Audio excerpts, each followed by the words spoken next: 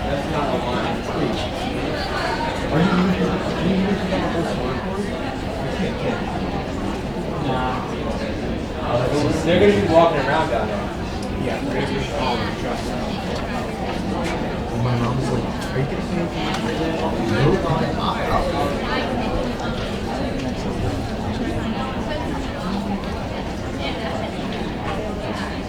It's not anyone I see, but I know.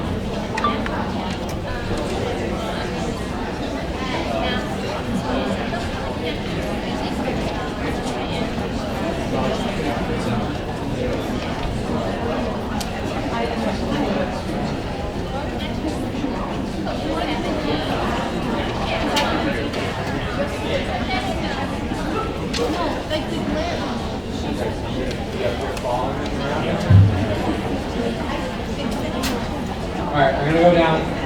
We don't need anything. Let's go. See him. I'm gonna close the door.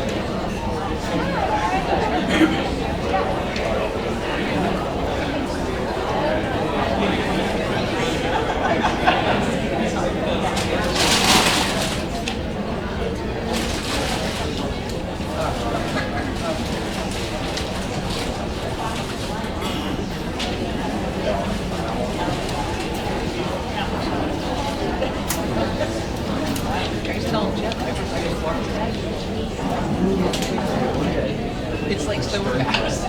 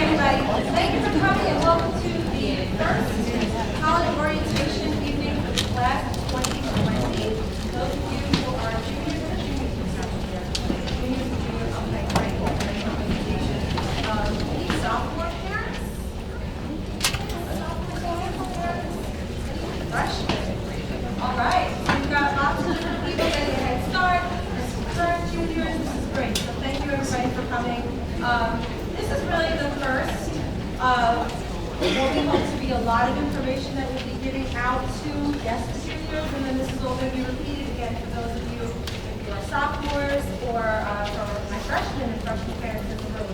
So just hang on tight, keep checking those school messaging texts and emails, and students, I can't impress upon it, I'm doing up to you. Thank you. I know that, you're used to looking at that screen, but please do, because we send a lot of information out. I want to thank the counseling team over here to my left. Mrs. Sparrow, Mrs. Townend, Mrs. Falco, and Mrs. Hamlin, who have been able to be here this evening, and of course, to Mr. Craig Jolorowski, who is our assistant principal, for being here tonight. A very special shout out and thank you to West Islip High School Media for live streaming this. We've got some very talented students here who have been helping out. I see you up there, thank you. And you want to give one wave to everybody? No, you can give everybody here. Thank you guys for your dedication. I am one director, I'm the director of counseling, so we're going to get started. Again, we have a lot of information. Please feel free to take notes, whether you want to write them down or take pictures or slides. We will send this out to the students on their Gmail accounts, and it will be posted to the website. If you have questions, we're going to ask to hold them up at the end, and we'll leave plenty of time. Okay? So, there we go. So we just introduced the counselors. Mrs. Audix is not able to be here this evening. Mrs. Mullins is on family leave this year, so those students who have Mrs. Townend, she has been filling Mrs. Mullins' shoes this year and doing an incredible job. And Mrs. Aracosis was also not able to be here this evening. However, all of the counselors here can give you all of the information that you will need in the college process.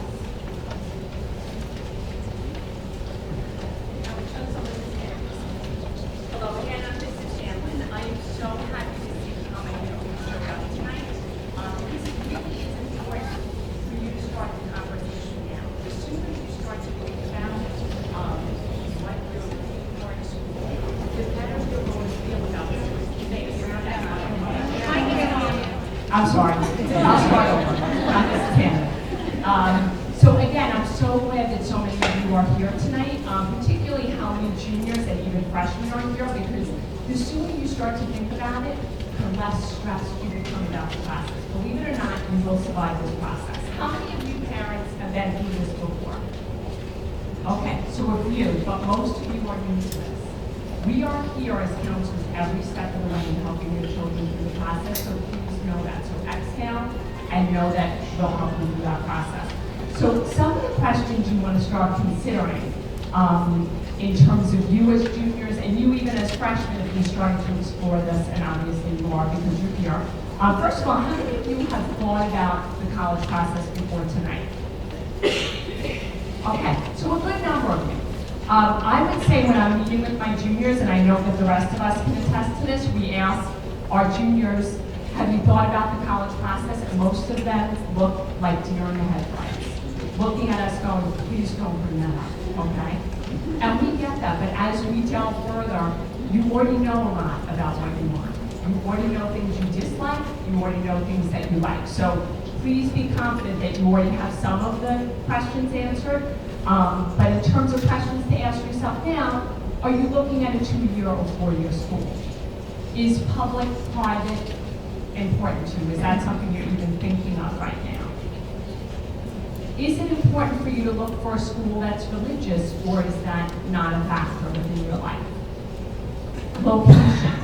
Really important for you as a family to discuss. And I think that's one of the most important elements that we want to get across tonight is communication between you and your child.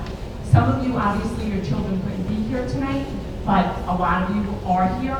Regardless of the situation, please make sure this begins a conversation, because I think when stress starts, that's when the conversation dies down. Everyone gets stressed in the situation, so, you stop talking about it. So, obviously, if you feel, I want my child to go away, or I want my child to go home, or as a junior, you want to go away, or you want to stay home, convey that to each other, because it's really important. How far? That proximity is so important. So you may say, you know what, I want to be real close to home. I want to be able to visit on the weekends, or you may say, sayonara, I want to go out to the West Coast. I don't know if that will jive with mom and dad, but setting. Are you looking for something like West Islip in terms of a suburban setting, or would you look more for urban? Do you like the city? Do you like that feel? Or is, really more a rural setting right for you? So these are things to think about. Size, small, medium, and large. One of the biggest factors with this that you want to look at is not even just the actual size of the school, but the faculty to student ratio. Really, really important, because that's going to tell you how accessible is the faculty to me. So you might be looking at a very large school, but they may have a very small faculty to student ratio, because what's going to happen then is you're going to have those office hours with the professors. You're going to have that time to be able to go and get the extra help that you need if you need it. And also get to know mentors as well. Is the population diverse, and does that matter to you? Is that important? Do you look at that and you say, I want to delve into a different type of atmosphere? Then look for that. Majors is always the sticking point. Those of you who are juniors, how many of you know what you want to major in? Okay, so very few. So what I'm going to tell you is the rest of you are among the norm. So I want you to know, even though there's a lot of pressure, what I often say, and I'm sure the rest of the counselors do too, is when our students say to us, I don't know what I want to major in. And I say, ask every adult you know, what if they knew, someone's out of their head, what they wanted to do for the rest of their life, and guarantee, you might know one, you might know two, you never know one, okay? I know in my own life, I know very few, including myself, who knew. But areas of interest maybe. So you may say, oh, I like the sciences, oh, I like this. So let's look at schools that have a bunch of those things that can match you. But take the pressure off just saying major, because that's a scary word for most of you. Cost, I often say to my juniors, what's the first thing your parents would say to me if we're talking about college? And probably that would be number one. I know for myself, I just went through the process this year, and that was a big sticking point. So how much financial aid can I get? And that communication, again, is key, because you don't want your child going into a situation where they're saying, oh, sky's the limit. I can look at any school. And then you come in and say, no, actually, that's not any school. Okay, so important that you convey that to your child. And then, do my parents agree with my choice? So these are all things as you're having that conversation that they'll know. You say to them, no, I don't want you to go to California. Say that right up front so they know. We're going to go into later the campus visit, and that's where that gut feeling comes in. How many of you have visited schools already? There might be some of you. Okay, good. So a few, and again, that's the minority. But probably if I got you all to speak about your experience, some of you may have walked onto a campus and said, this is awesome. Some of you might have said the opposite. Later on, Mrs. Farrow is going to go more in detail on that. Okay, so now you thought about what you're looking for in a college, and you want to think about what is the college looking for in me. So the transcript is extremely important. One of the things that we all like to emphasize is that transcript includes 9th, 10th, and 11th, and what you're taking in senior year. Okay, so keep that in mind. Colleges do look at what you're taking in senior year. Not only do they look at what you're taking is, they also ask for your senior year grades. So sometimes they ask for first quarter, but they definitely ask for the year. So really, really important. That wasn't always the case, but that's very, very important. What do they look at in the transcript? They look at the quality of the courses that you've taken, okay? So they look that you've challenged yourself, and we always say to the best of your ability in every area that you can, okay? Your cumulative GPA. Some colleges, if a school ranks, do look at it, but it's very minimized, so, that's not something that's very important. That's why we have done away with the ranking at this level. And then obviously trends. So they want to see that you're growing, that you're pushing yourself, okay? Standardized tests, SAT and SAT subject tests. Most of you will not need to take the SAT subject test. That's for a very small percentage of colleges look for the subject test. but the vast majority of you will take the SAT, and hopefully both the SAT and ACT, because really what we recommend is that you take one of each, and then you find out in the spring of junior year, which one am I better at? Because chances are you're going to see most people aren't even on those tests, that you're better in one, and then you're going to forget about the other one. So say you're better in ACT, you never take the SAT again. You take it once, you're done, and the max you would take an ACT or an SAT is 3 times. Okay? Extracurricular activities, we're going to go a little bit more in depth about that, as well as the personal essay and the letters of recommendation. So those are all things that are subjective parts of the application that you really have so much control over. Sometimes your strengths aren't in some areas, so what you want to do is highlight what you can, and do as much as you can to boost up those things. And on the bottom, just check college websites for particular list of requirements. Now the next page, it sounds like SAT is going against ACT, but they sort of are, I guess. But it's just showing what the difference between the two exams are. There's a lot that's sort of similar because it covers, the English, the verbal sections, the math. The largest difference between the SAT and the ACT is that the ACT has the science component. And the thing I want to tell you about the science component is that the science is more reading and reasoning than actual science material. So it's really being able to assess charts and diagrams that are science related. If you're afraid of science, that might scare you, but if you're comfortable with science, even if it's not your best subject, it may be a good exam for you. It just tells you how many times a year. In terms of SAT, in particular, the vast majority of schools will do what's called super scoring. In fact, I rarely have ever heard that someone didn't super score. What does that mean? So if you score better on a critical reading, an evidence-based reading on one test, and then you score on the second test better on the math, they will add those two. The ACT, that is not as widely used, okay? So not as many schools super score. I don't know why. I think it's because it's more variables and it involves higher level math because it's 5 sections as opposed to 2. But less schools do super score that. And then finally, it just talks a little bit about the SAT subject tests. And then scoring on the bottom. The scoring for the SAT is between 400 and 1600. And then for the ACT is 1 to 36 on each section. And then this finally is the 2018-2019. Next dates coming up would be March 9th. Obviously, the deadline is already passed, but May 4th for the SAT, June 1st for the SAT, and then April and June for the ACT. It has on the top plus writing with essay. Not all schools require that, so that's, again, checking with your school to see.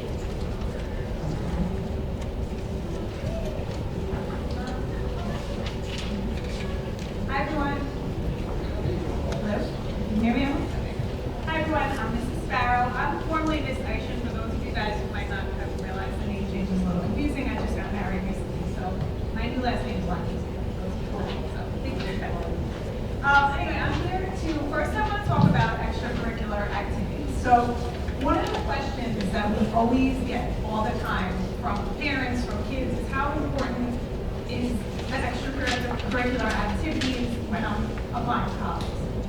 And while the answer is, it's different for everyone, the very general answer is that it is really important to colleges. It's something that, we always hear over and over again. But the little, caveat, so to speak, with that is that what colleges really want to see too is that kids are, for you guys, and for mom and dad, so you guys know, they want to see kids that are involved in activities that are also meaningful to them. Not just going and signing up on every club or activity after school and you go to 2 or 3 meetings and then you put it on your resume. They want to also see that you're maybe showing some leadership in some of those activities. And for you guys, it is important to be involved in things that are important to you and meaningful to you. It's also going to help you learn and grow and expose you to things and help you understand what your interests might be a little bit better. Because as Mrs. Hanna was saying, it is difficult to know at this age what you need to go into want to do for the rest of your life. So extracurriculars are very important, ones that are important to you. Community service, the same question. You know, my answer is always to families and to my students when they ask, you know, I think community service is hugely important in life in general for a number of reasons. So it teaches you responsibility, it teaches you humility, it teaches you how to give back to your community. Those are important things that are good to have in your life in general. So yes, community service is important, the extracurriculars are important.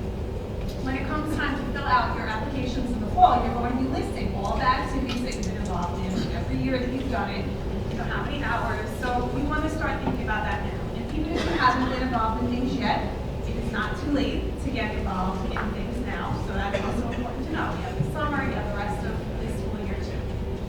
Okay? You know, same goes again for employment. Even if you can't volunteer, you can't be involved in activities. If you are, you know, employed throughout your high school career, again, that shows that you're, you know, able to balance your academics with your job, and those are important things as well. Okay?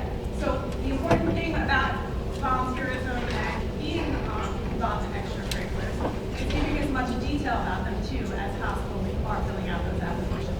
I always tell my students, I'm sure that we all do, the more you can detail what you've done, the better off you're going to be. Okay. Okay, so the college visit.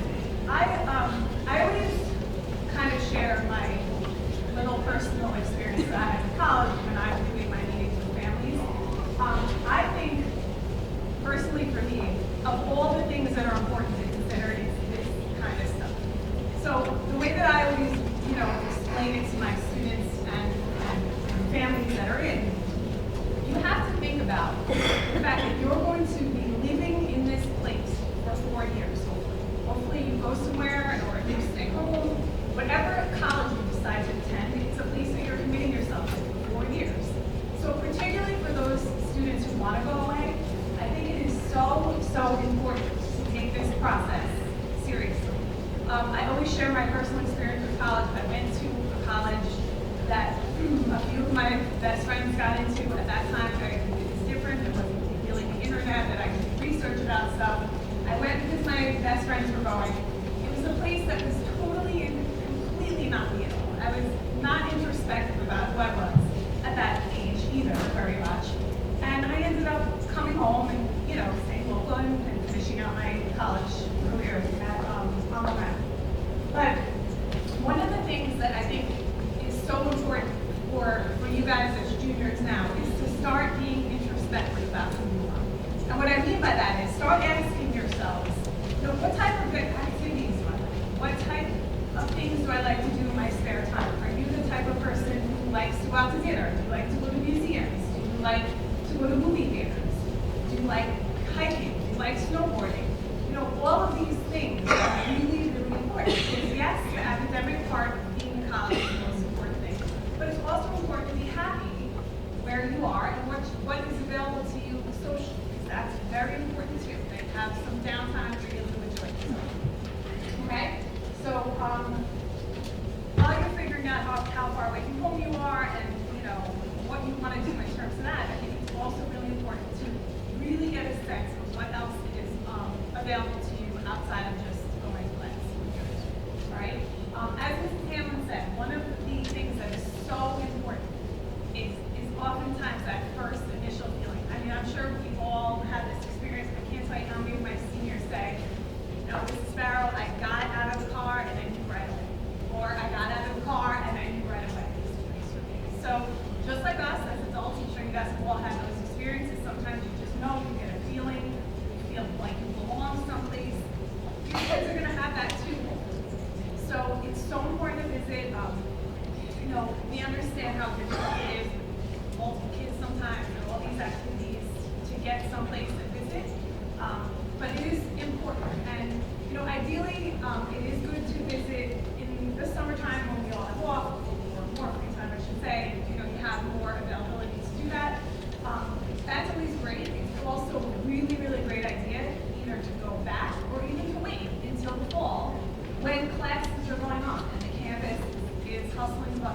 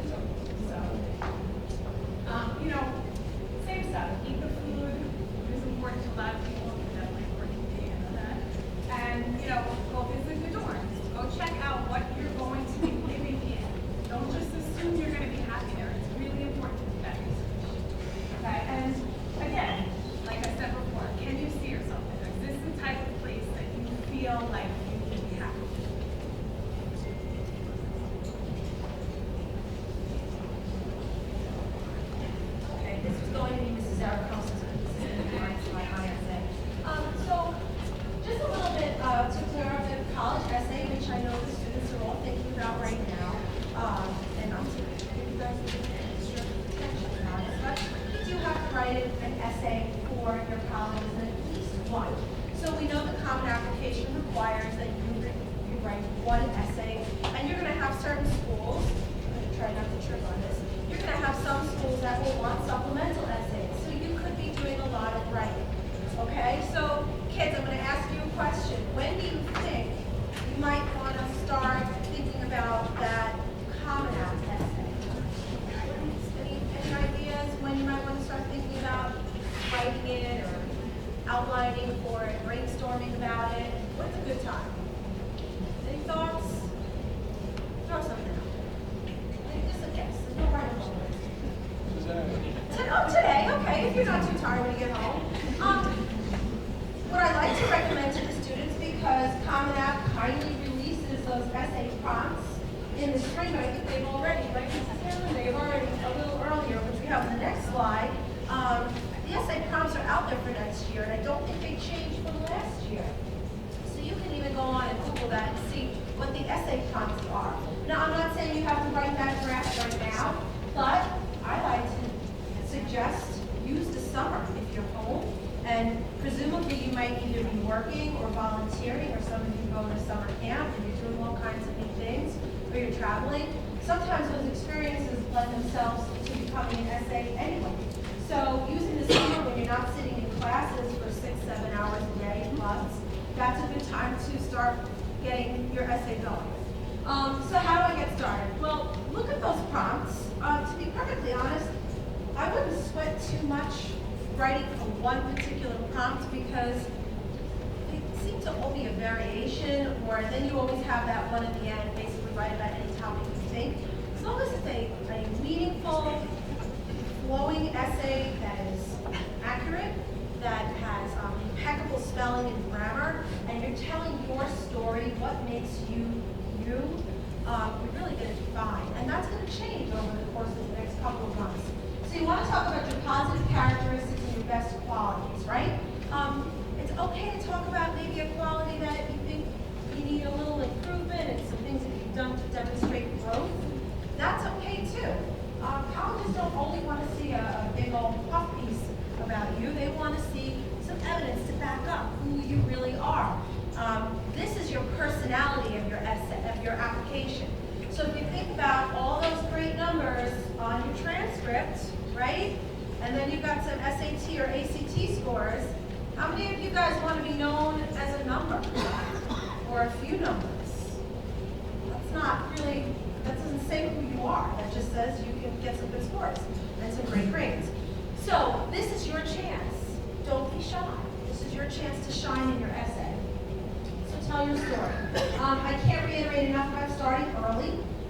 More time, less stress. But if you can and you come back in September and you're starting, that's okay too. I know that this is a unit that gets discussed in your English classes. At that point in time, if you have a really good draft, your teachers will help you take a look at that. You have adults in your life that want to read it, go over it with you, or some really good friends that can kind of take a look at you in an eye. That's okay too, just to give you a perspective, or maybe they'll catch something that just seems like you need to work out a little bit, okay? I say this up here to everybody, be honest, plagiarism is a no-no. That is not aimed at one particular person or a group of people, but just in general. There's all kinds of crazy software that you all know about where colleges and teachers, etc., can see if something has been lifted from somewhere else. So just keep that in mind. Proofread an essay and edit. I can't stress enough that a well-written essay makes your application come to life. And good luck with those essays. We're happy to take a look at them with you, okay? So these are the prompts. They will be, if you haven't already, have them sent out to you. We can send these out to you in your Gmail. You can find them on the Common App. You can find them online. We will send those prompts to you just to see. I know it's really tiny here. Don't worry about this right now, okay? I'm going to talk for a minute about teacher recommendations.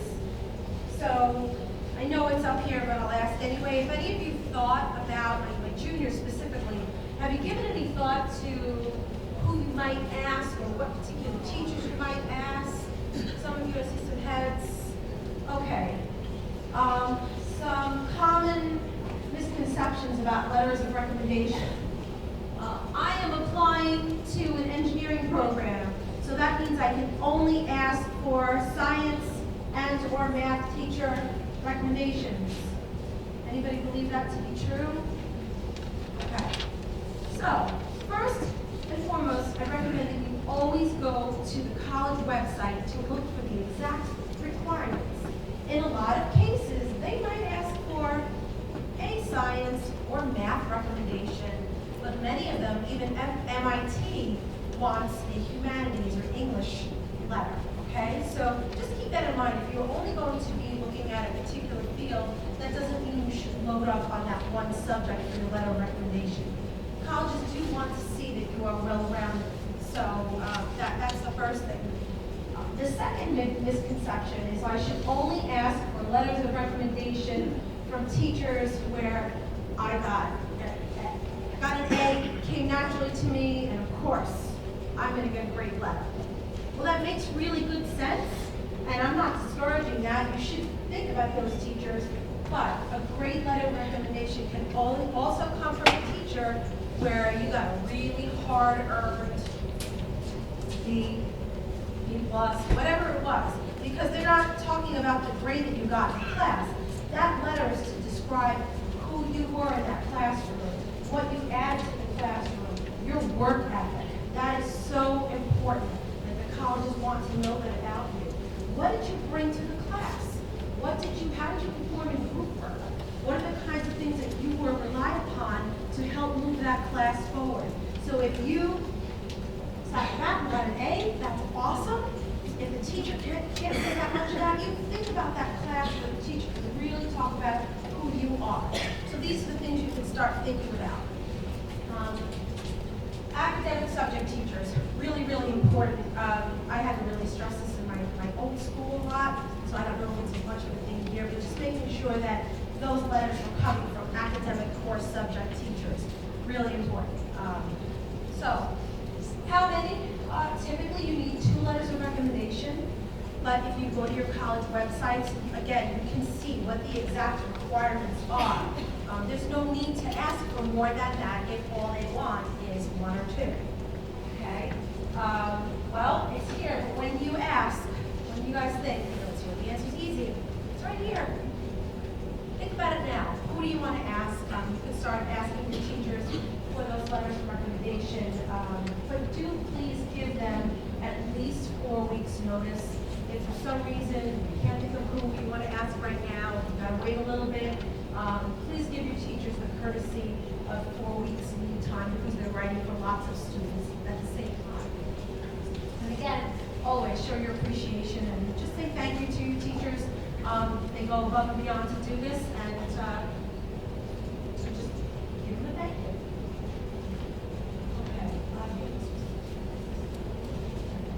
Okay. So I want to talk a little bit. We're gonna, as you begin to meet with your junior college conferences, and that's going to start in April. They're going to be talking a lot to you about what that best fit college profile looks like. So our jobs as counselors is to make sure that every student, first of all, has a plan, right? Everybody has to graduate and have a plan. And if your plan is to build a college list, that has to be a balanced list. We don't want to see anybody applying only to schools that are reach schools, okay? And those are schools where your GPA and your test scores are lower than what the college requirements are, okay? There are also target schools where your GPA and test scores fall within that range of what the colleges are looking for. And then likely schools are schools where your GPA and test scores are higher than what the college requirements are, okay? And when we talk about reach, so this gets tricky with the really selective and competitive schools, okay? So if you're thinking about Ivy League schools, and even if your grades are all the way up there in both test scores and in GPA, they're always going to be reach schools. And the reason is because if you look at the the acceptance rates, colleges, universities like Columbia are taking 5.5%, okay, and that's worldwide. So when you look at those numbers, it's not because we're trying to tell you something that you don't want to hear. We're just being realistic in that, go for it, absolutely. But we're going to balance this out now with schools that are not as selective, okay? So that little group of sub-IEPs might be a really good fit. So we want to see you have 1 to 2, 2 to 3 tops for each schools, maybe 5 to 6 in that target range, and then maybe 1 to 2 or 2 to 3 likely schools, okay? And a likely school is only a likely school, guys, if you like it and want to go there. So think about that likely school. If your grades are up here and a school is looking for here, and you go visit that campus and you know you can get in, and you don't like it, it doesn't make it very likely. So this is where that kind of that fit in your mind comes in, where you have to say, I can really see myself going here, okay? And again, so this school, that likely school, in some ways, that could end up being a really good option because they might give you more scholarship money to go there because your grades are higher. But again, it's only likely if it would be a place for you if everything else doesn't work out, okay?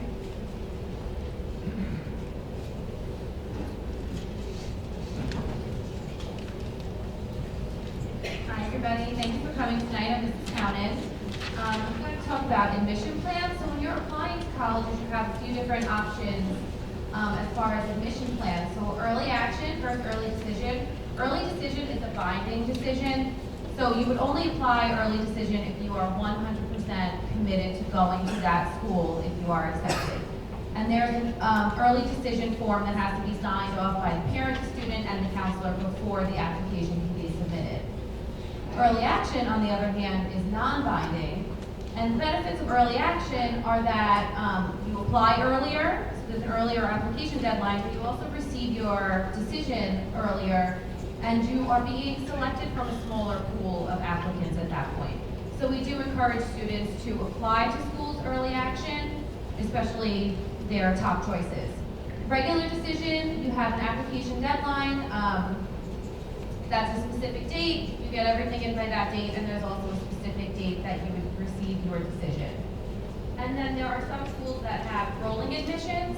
Rolling admissions schools continually over the course of the year accept applications, and it's usually 4 to 6 weeks that you receive your decision to those schools. But for those schools that have rolling admissions, they do cap their admissions. So if your school that you want to get into is rolling admissions, you want to apply early because they can fill up.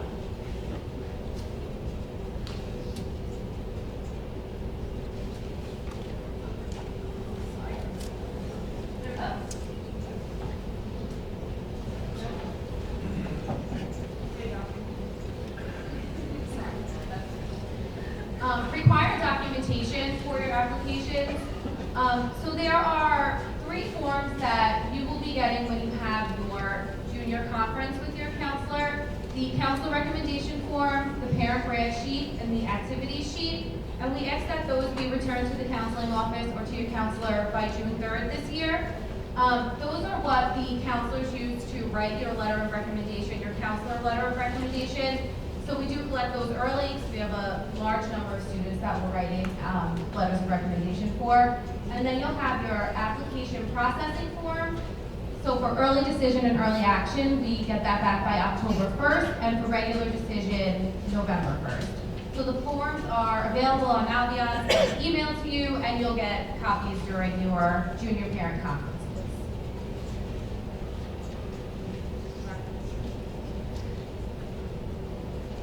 Okay, and what are we submitting with your college application? So your official transcript will be submitted to your colleges that you apply to directly from the counseling office. You have to submit your SAT and ACT scores. Those, you go onto those websites, so College Board or the ACT website, and you order your scores to be sent to the colleges that you apply to. You're going to send your application fee. The common application is an application option that we use, and that is open on August 1st, and that matches to Naviance, which Mr. Winter will talk about in a few minutes. And then there is the CUNY app or SUNY app. However, we do encourage students to use the Common App rather than the SUNY app if you're applying to SUNY schools. And your counselor and teacher letter of recommendations are included with your application, as well as your essay and your resume.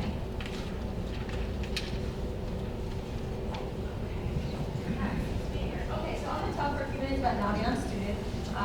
Every student in here has been given a Naviance account, and for if anybody is not familiar with Naviance, it is an online program that we use not only for the students to use as a tool for college and career research to help with their post-secondary goals and things like resume building and doing career and interest inventories and so lots of neat stuff. But we also use it here in the counseling department to submit documents to the colleges. So there's going to be some workshops and training for the students to really know what it is that you will be asked and expected to do. What will happen with that common application, so I know Mrs. Townend just brought it up, and I'll mention it again. The common application is one big application that about, I think it's close to 1,000 colleges and universities worldwide subscribe to this platform and use the Common App. And it just makes things a lot simpler in terms of submitting your application. So instead of sending 10 separate applications somewhere, it's really one, and you pick your schools and you put it into the Common App, okay? So what Naviance does is it kind of links electronically to Common App, and you'll send your Common application, but then you're going to start doing things like requesting your teacher letters of recommendation through Naviance, and we'll send your documents through Naviance directly to the colleges, okay? But that's kind of stuff that you'll be doing later. I'm just saying it now just to kind of give that information out, but lots more information about that process will happen. Yeah. No, so I'm going to explain it again. Okay, the Common Application, which is at www.commonapp.org, is one application. This is a crude example, but like, if you picture an apartment building, right?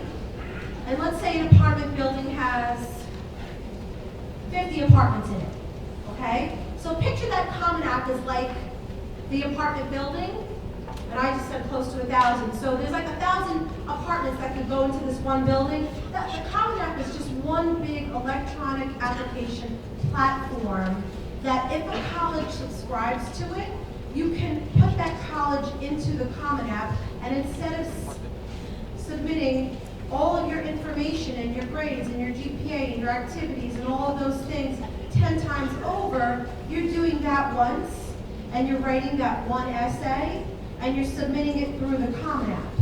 But again, students, you have to really be careful and look, because every college has on their own Common App some questions on there, and sometimes there's supplemental information, okay?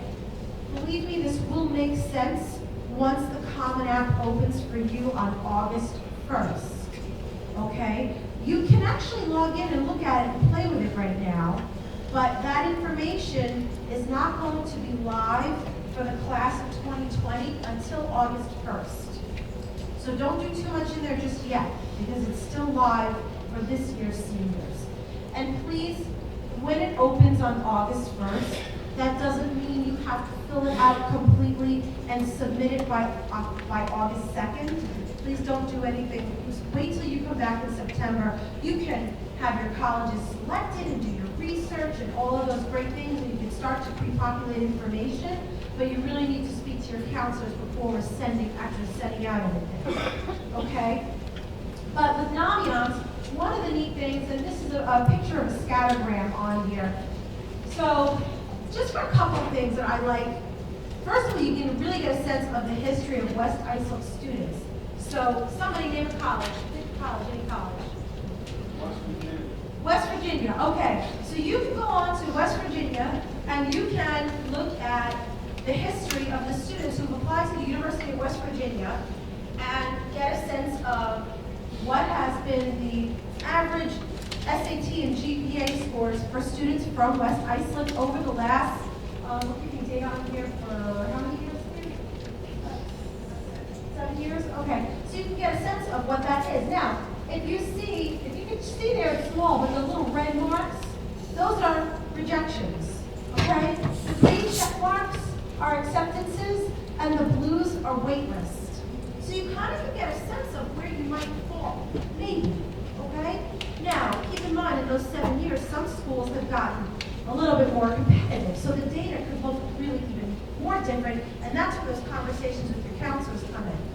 Some schools that I like to point out as examples, if you look at schools like Binghamton and some of the other SUNY schools, just in the last 4 or 5 years, it's getting very, very, very competitive, and more so. So sometimes when you look at data going back 6, 7 years, what was true 7 years ago might be a little bit different right now. But the nice thing about the SUNY schools is that they release for us every year a profile that we share with you just to get a sense of what were the acceptance rates like for the year, immediately year before, okay?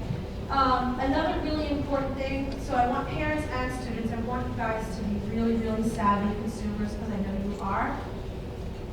When you're on Naviance and you look at a school, you can pull up a drop-down that looks at graduation rate. Now, one little trick for people who are going through this for the first time, when you look at a college graduation rate, it's actually a 6-year, looking at a 4 to 6-year graduation rate. So keep that in mind as you're shopping. But another really important number as you look a little bit deeper into that, look at something called a retention rate. That's a really important number because what retention rate tells you is how many students are coming back in the second year. And that might be really telling. So if a school has a high retention rate, that means that those kids are happy and they're coming back in the second year. That also might mean that they were consistent with their financial aid and people could afford to come back in the second year. But just be, buyer beware. If you pull up a school and the retention rate isn't as strong for the second year, you might just want to do a little bit further research as to why that might be, okay? So for the students who have not signed on yet, okay, we'll help you guys out. We'll kind of keep a track on who hasn't logged in yet, and if anybody loses their passwords or their registration codes. But it's really easy. Your username is your graduation year, so if you write junior, that would be 2020, and your last name and your first initial, and your password is your 6-digit student number, okay? Include a 0 if it's only 5 digits, and when you get in there, you can create your own password. We do not keep your passwords for Naviance. Oh, and for Common App, we do not keep your passwords. That is, you guys use your phones, put them in there, do whatever you need to do, okay? We don't have that information. So, a couple of other important things, and again, students will give you more, and this is really now juniors right now. The juniors will get more information on what you can and should be doing with Naviance between now and June, and then again over the summer, and then we'll talk again in the fall about that. So keep in mind that Naviance and Common App would link. There's actually a video that I will send out to everybody here, so you will have that matching process and what you need to do. It's very simple. You're going to click a couple of buttons, okay? When you do that matching, you will now start to request all of the materials, your transcript, your teacher letters of recommendation. You're going to do that through Naviance, not through Common App, okay? And I promise this will start to make more sense to you as time goes on, okay? You're going to still submit your applications using your Common Applications by the college deadline, and I promise more information will follow. Okay, so a little brief info about financial aid. I won't get too deep because this is a lot, but things to know right now.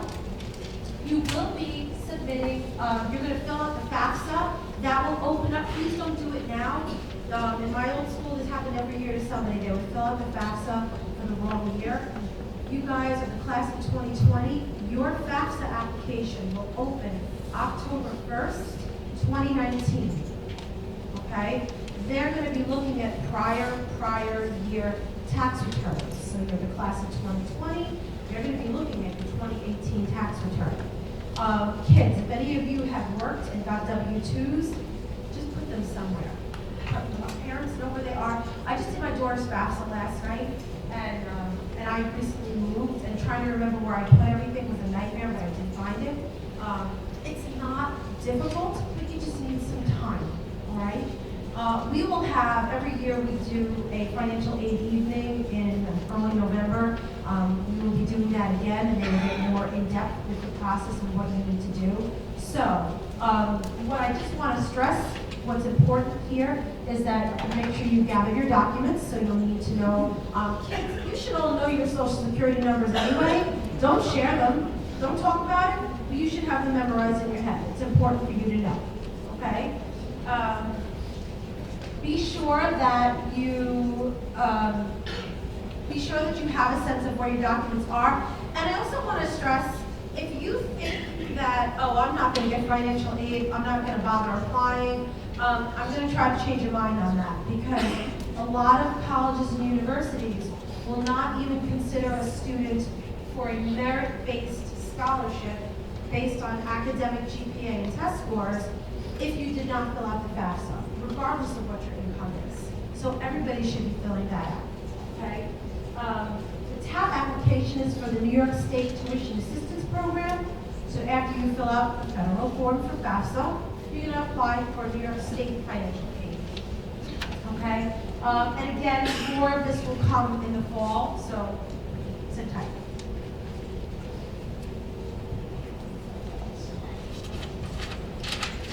Hi everyone, my name is Ms. Falco, I'm counselor here. So we went over a lot of information so far. One thing I would like us to do is sort of break this up a little bit. So if you have a child for the class of 2020, hopefully that's most of you guys here, junior students and parents, I'd like you to take out your cell phones right now and sign up for our reminder, because we did go over a lot of information today, a lot of dates, a lot of deadlines that are going to be coming up. We have a lot of great information this spring, in the fall, even throughout senior year, and we're going to send you a text remind for all of this upcoming stuff regarding the college process, financial aid. We have a lot of colleges that are coming here in the fall that do informational sessions where students can come down, sign up ahead of time through Naviance, and meet the admissions counselor from the specific school, just to, as like a Q&A, get some more information about the school, learn about their admissions criteria. So if you guys want to take out your cell phones now, what you're going to do is you're going to send a message, 81010. That's the number you're going to text to. And in the message box, you're going to put the @ WIHS 2020. So you guys can go ahead and do that now and get yourself set up with a reminder. This will be very helpful. Because a lot of times, unless you're checking the district website on a weekly basis, there's a good chance you might miss something. This is something very important. Okay? Oh, I hear the dinging. That's great. That's all good stuff.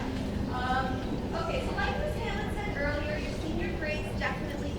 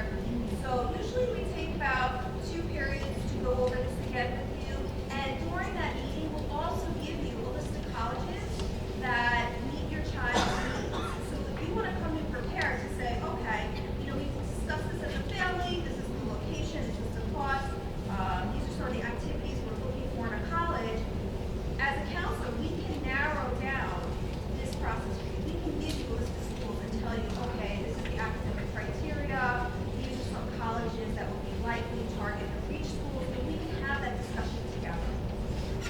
So definitely sign up for that.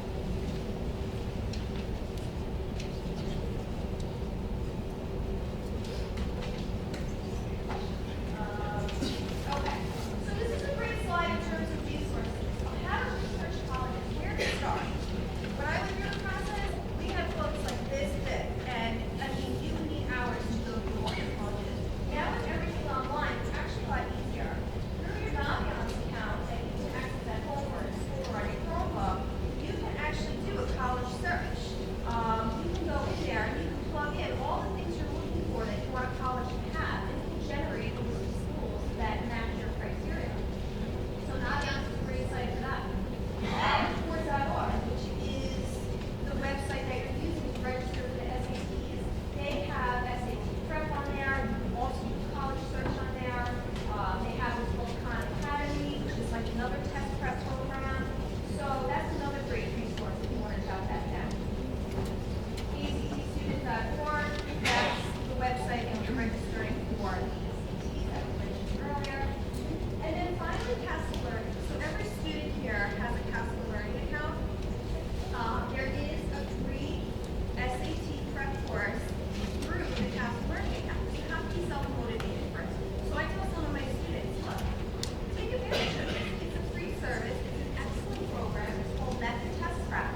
Access it right with your Castle Learning account. It gives you one question a night or 3 questions a week. You'll definitely benefit from it when it comes time to sit for the SATs. Okay? Because it'll go through how to get the correct answer, how to go back in, timing yourself appropriately. So there's some great strategies by using that program. Okay, so this is going to wrap up the information. Again, the most important part is really to stay organized, plan ahead. That's what we're all here to help you with. Guys, students, relax, exhale. I promise the students you're all going to get into college. I can't promise you which one. And parents, I promise you they're all going to get into college. We just can't promise which one, okay? So, but if you have any questions or concerns throughout, please give us a call or email us. And again, students, don't burn out. It's a balance. Enjoy your spring break, your summer vacations. Do things to enjoy that. Keep in mind the academic stuff too, okay? So just balance it out and avoid the burnout. Okay, so now we can open for questions. Yes.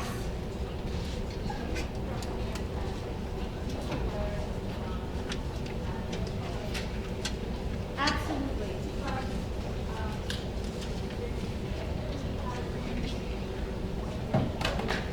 Okay, so the question is, do you recommend an academic subject teacher? And if a student has had the same music teacher for 4 years, would they be good? Yeah, they would.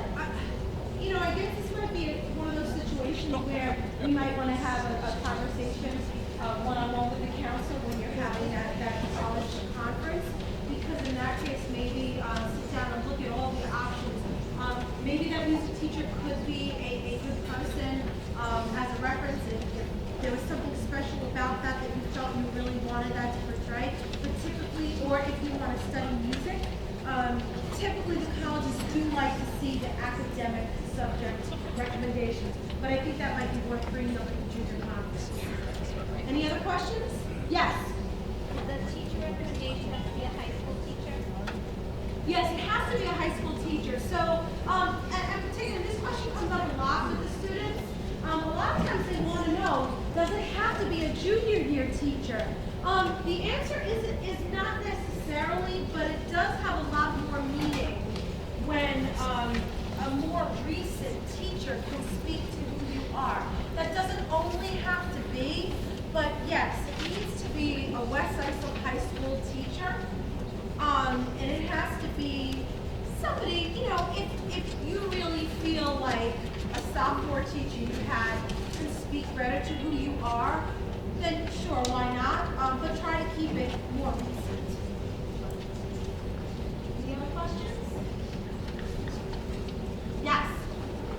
presentation be made available on the website? Yes, we're going to put that on the website and we will email it to the students, to the class of 2020 Gmail accounts. Yes. Anybody else? Yes. Did I see a hand? Okay. No other questions? Okay, if you have, yes. They will create, when they open up their common applications, now students can go on now, they don't have to. No, that's, they will have that, or in College Board they'll have, because the students took the PSAT and have a College Board sign in already. Naviance, they were given that through us, College Board was on their own. And when it's time for them to create the common application, they will create their own login and password. Yes. Yeah, oh, thank you for the reminder, because actually, I forgot about that. So we're gonna do, actually, we will have a college fair here this fall. We're gonna do